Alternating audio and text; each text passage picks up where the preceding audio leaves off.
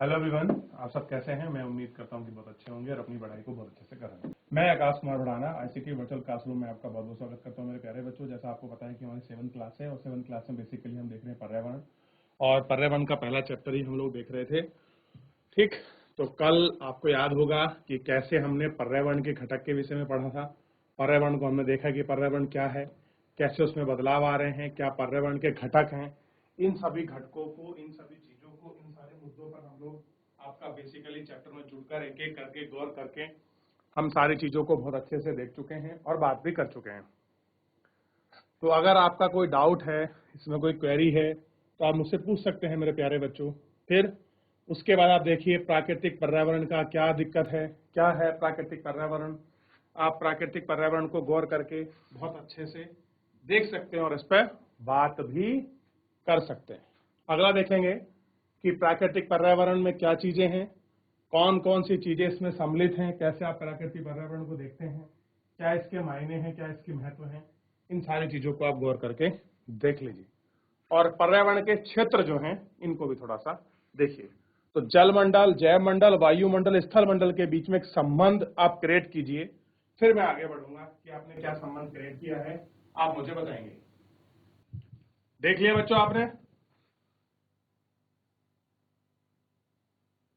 आगे बढ़ जाए। तो यहां तक हम इतना सब कुछ आपका देख चुके हैं, एक एक करके बात कर चुके हैं। ठीक, चलिए ये संबंध देखने के बाद हमने कल परितंत्र को पढ़ा कि परितंत्र क्या है, इकोसिस्टम किसको कहते हैं। अगर बेसिकली आपसे पूछा जाए तो क्या है आपकी दृष्टि में परितंत्र, अगर मैं आपसे पूछूं, ठीक है, तो आपको परितंत्र का भी थोड़ा सा ध्यान रखना है, इकोसिस्टम का। चलिए अब बात करेंगे मानवीय पर्यावरण की। क्या देखेंगे हम आपका मानवीय पर्यावरण। मानव अपने पर्यावरण के साथ परस्पर क्रिया करता है। क्या करता है? परस्पर आपका क्रिया करता है, ठीक,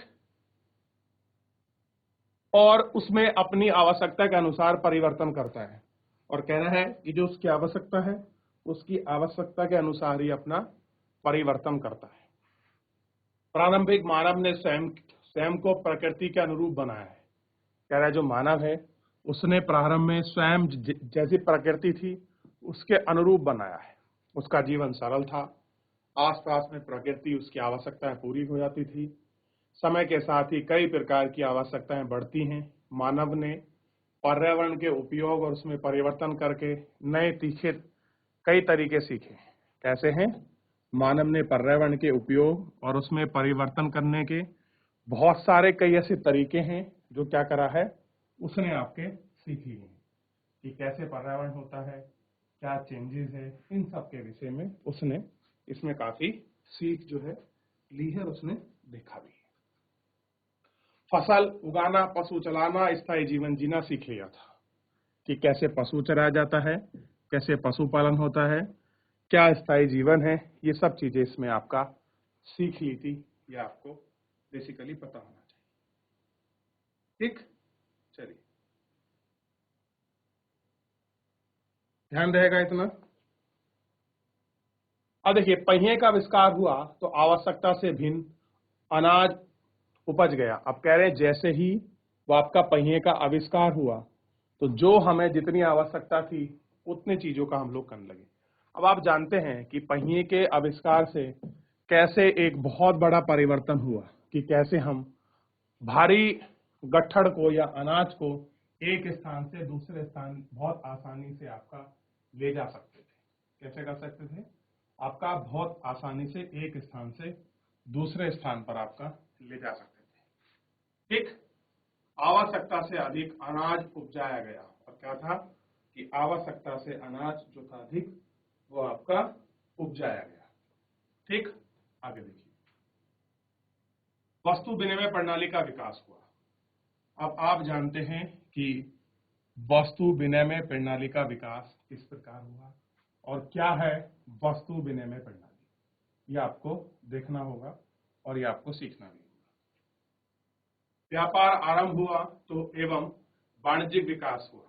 कैसा हुआ? व्यापार आरंभ हुआ और क्या हुआ, वाणिज्यिक विकास हुआ। औद्योगिक क्रांति से बड़े पैमाने पर उत्पादन प्रारंभ हुआ और कह रहे हैं कि औद्योगिक आपकी क्रांति हुई और क्या हुआ, उसी से बड़े पैमाने पर आपका बहुत तेजी से परिवर्तन और बहुत तेजी से परिवहन की जो आपको तेज गति है वो हमको दिखाई देने लग गई थी। कैसी हो गई थी, बहुत तेज गति से हमें ये सारे परिवर्तन, ये सारी गतियां जो है हमको दिखाई देने लग गई थी। ठीक, तो आप ये सारे परिवर्तन, ये सारी चीजें, ये सहज बातें आप इसमें एक एक करके बहुत अच्छे से सीख सकते हैं। आप इनको देख सकते हैं कि सहज परिवर्तन कैसे हो रहा है और क्या इनकी चीजें। तो इतना बेसिकली आपने बहुत अच्छे से देख लिया होगा और इन पर आपने बात भी कर ली होगी कि पर्यावरण के चेंजेस, परिवर्तन से मानव के हुए उद्विकास में कैसे स्थायी रूप से परिवर्तन आ रहा था कि मानव पशु पालने लग गया, स्थायी जीवन जीने लग गया, फसल उगाने लग गया, यहाँ तक कि वस्तु विनिमय जैसी पत्ती के विकास में उसने अपना योगदान दिया और कमर्शियल और आपका ट्रेडिंग जैसी चीजों में अपना पार्ट बढ़ा रहा था। ठीक, तो एक बार इसको देख लीजिए मानवीय पर्यावरण को, फिर हम लोग थोड़ा सा इसमें आगे बढ़ेंगे और आगे चलेंगे। देख लिया आप लोगों ने? चलिए, यहां तक आपको समझ आया?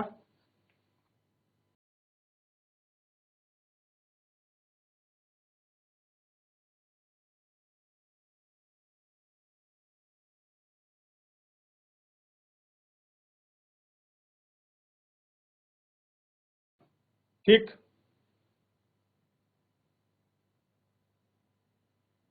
आगे बढ़ जाऊं। देखिए,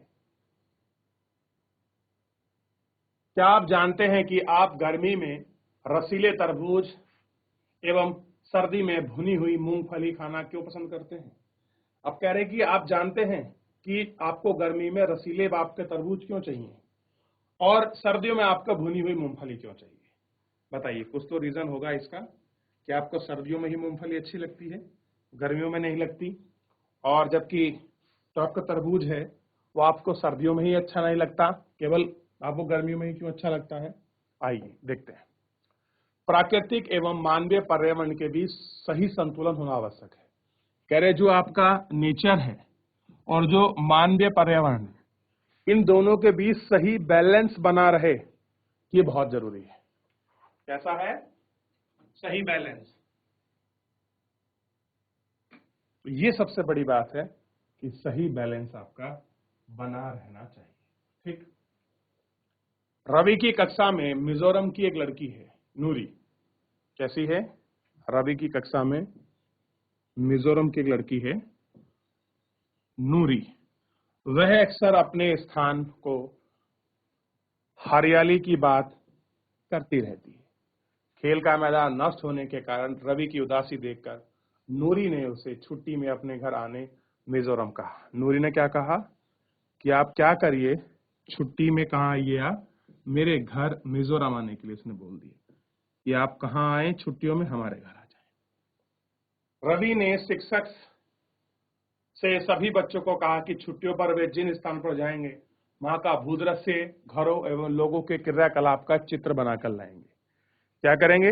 वहां का भूदृश्य क्या था? वहां पर्वत है, पठार है, रेगिस्तान था, जल था, नदी थे, पहाड़ थे, पर्वत थे, इन सारी चीजों का आप एक चित्र बनाकर क्या है जरूर लेकर आएंगे। ठीक, ये आपका उनके टीचर ने कहा कि आप जहां भी घूमने जाएंगे तो आप इस तरह की एक्टिविटी जरूर करेंगे। ठीक, तो ये सारी चीजें थी इस बेसिकली चैप्टर में। तो चैप्टर जो है मेरे प्यारे बच्चों आपका समाप्त हो चुका है। एक बार अगर कुछ पूछना चाहें, कुछ देखना चाहें, देख सकते हैं। कोई भी डाउट है तो एक बार देख लीजिए, पूछ लीजिए। कोई डाउट अगर है आपका, आगे बढ़े। ध्यान दीजिए आप बच्चे सभी, आगे बढ़ जाएं।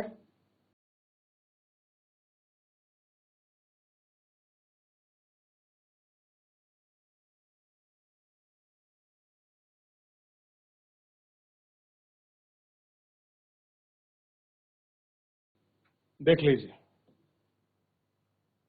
इसी में हम थोड़ा सा कुछ ऑप्शनल कर लेते हैं इसके कुछ प्रश्न है, सही उत्तर को आपको चिन्हित करना है कि कौन सा इसमें ऑप्शन है जो आपका सही होगा, उसको आपको चिन्हित करना है, उसको आपको राइट पर क्लिक करना है, उसको देखना है। चलिए चैप्टर पूरा पढ़ चुके हैं, कोई डाउट है फिर भी पूछ लीजिए, नहीं तो आगे बढ़ते हैं। पहला क्वेश्चन हमारे सामने, निम्न में से कौन सा प्राकृतिक तंत्र नहीं है? आप बताइए। नेचुरल परितंत्र नहीं है, इसका एग्जाम्पल क्या है, कौन सा है इसमें से? गौर करिए, देखिए, कौन बच्चा बताएगा? आंसर होगा ताल। मरुस्थल भी प्राकृतिक है, वन भी प्राकृतिक है, ताल होगा इसमें। ठीक, तो आपको ध्यान रखना है। निम्न में से कौन सा मानवीय पर्यावरण का घटक नहीं है? मानवीय पर्यावरण का घटक नहीं है, बताइए कौन सा होगा? आंसर हो जाएगा सेकंड। देख लिया इतना। अगला देखें, इनमें से कौन सा मानव निर्मित पर्यावरण है? आंसर होगा सड़क। क्या होगा? सड़क। ध्यान रहेगा, क्या है? मानव निर्मित पर्यावरण है, तो सड़क होगा। पहाड़ और समुद्र कैसे हैं? प्राकृतिक पर्यावरण।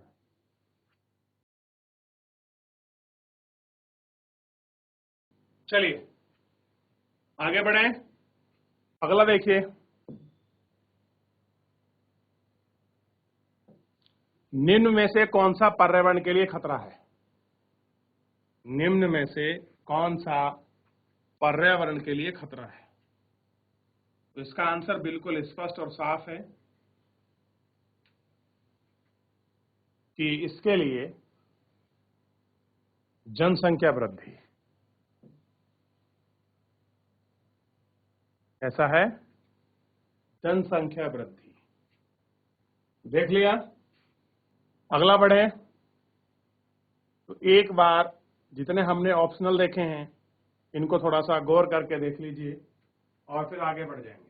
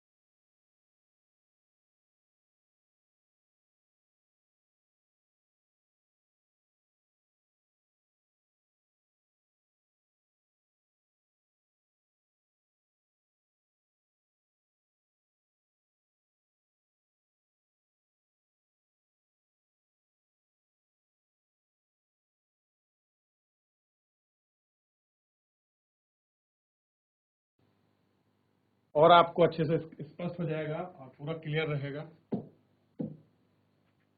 क्वेश्चन है सबसे पहले, जैवमंडल, वायुमंडल, जलमंडल और पर्यावरण। अब क्या होता है?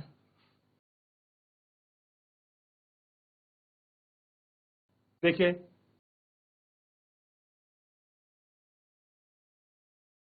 पर्यावरण क्या हो गया?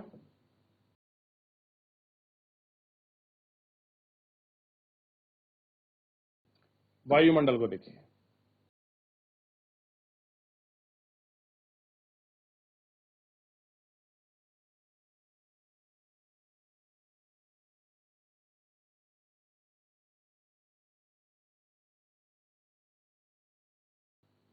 ये इसका पूरा सही मिलान हो जाएगा।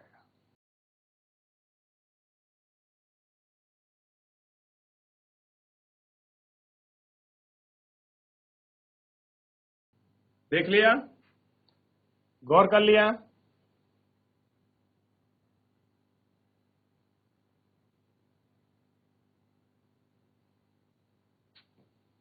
चलिए मेरे प्यारे बच्चों, अगर आपने कॉपी कर लिया हो तो आप इसको देख सकते हैं, अच्छे से बात कर सकते हैं। ठीक, देख लीजिए एक बार और। अब हमने पूरे चैप्टर को देख लिया, ऐसे क्वेश्चन आंसर देखिए मैंने पहले करा चुका हूं, जो फिलहाल जो है ऑप्शनल हो गए, कुछ फिल इन द ब्लैंक्स हैं या फिर कुछ जो आपके सही जोड़े इनको मैं करा रहा हूं। बाकी मैं ऑलरेडी पहले सब पढ़ा चुका हूं, करा चुका हूं, रिवीजन का दौर है इसलिए समझा रहा हूं। तो मेरे प्यारे बच्चों, फिलहाल जो है इस पूरे चैप्टर में अगर कोई क्वेरी है, कोई डाउट है किसी क्वेश्चन को आंसर को लेकर, किसी ऑप्शनल वाली चीज को लेकर, या चैप्टर में किसी कॉन्सेप्ट को लेकर, या कोई और से संबंधित, तो आप मुझसे मेरे प्यारे बच्चों, कोई भी बच्चा किसी भी स्कूल से लाइव जुड़कर चैट के माध्यम से अपनी क्वेरी को, अपने प्रश्न को आप मुझसे पूछ सकते हैं। कोई भी बच्चा किसी भी स्कूल से। 1 मिनट का समय दूंगा आपको, आप देख लीजिए। हो गया? चलिए कर लीजिए कॉपी।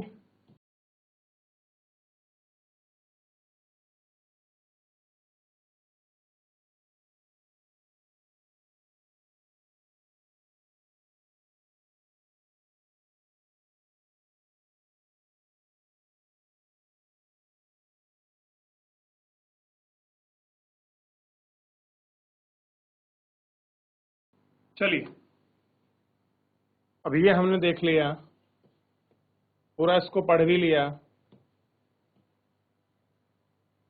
एक बार अगर आप कोशिश कर सकते हैं मेरे प्यारे बच्चों, इस वाले जो प्राकृतिक पर्यावरण का घटक का जो आपका चित्र है, इस चित्र को बनाइए। और ना भी बना पाए आप तो एक काम करें, इस तरह से ये जो लिंक वाले हैं ये इनको बना लीजिए, ऐसे लिख लीजिए बस नॉर्मल। पहले ये बना लें ऊपर का हाफ, फिर उसके बाद नीचे वाला। क्लियर है? चलिए बना लीजिए इनको। हो गया?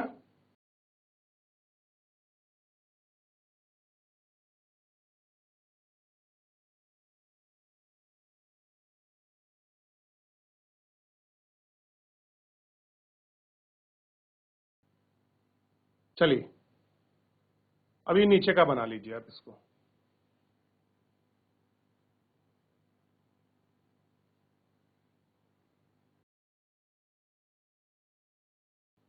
अब क्या करें आप, उसके बाद अब आप इस वाले चित्र को गौर से देखिए कि कैसे स्थल मंडल से वायुमंडल, जल मंडल, जैव मंडल कैसे एक दूसरे से जुड़े हुए हैं। और इसी जुड़ाव को हम क्या कहते हैं? परितंत्र, इकोलॉजिकल सिस्टम। क्या कहते हैं? परितंत्र। तो एक बार इस चित्र को भी अवश्य देखें।